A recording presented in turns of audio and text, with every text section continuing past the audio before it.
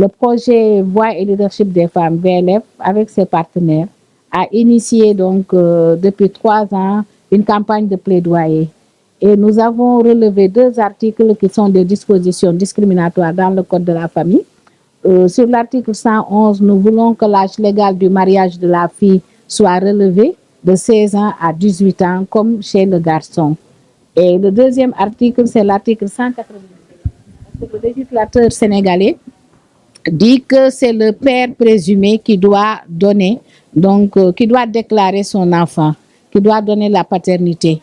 Et nous voulons aussi que la mère puisse donner la paternité aussi, rechercher la paternité de son fils, parce que c'est un problème pour l'enfant naturel et que l'enfant a les mêmes droits, l'enfant naturel a les mêmes droits que l'autre enfant.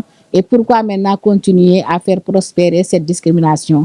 Et nous avons saisi l'Assemblée nationale parce que c'est les représentants du peuple, mais aussi les maires sont les exécutifs au niveau local.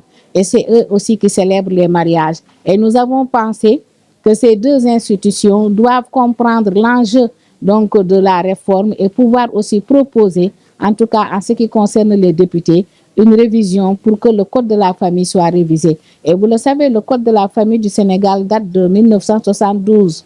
Donc, ça fait plus de 50 ans maintenant.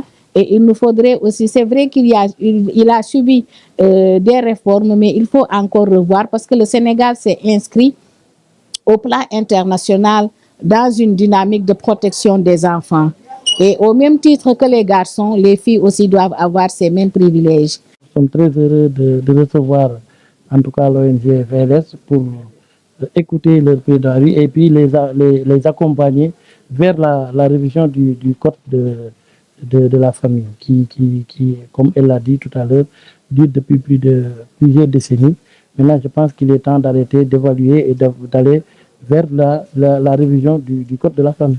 Nous allons mettre tout en œuvre pour aller vers les accompagner, surtout vers la révision de ces articles-là, notamment l'article 111 et 196 du code de la famille.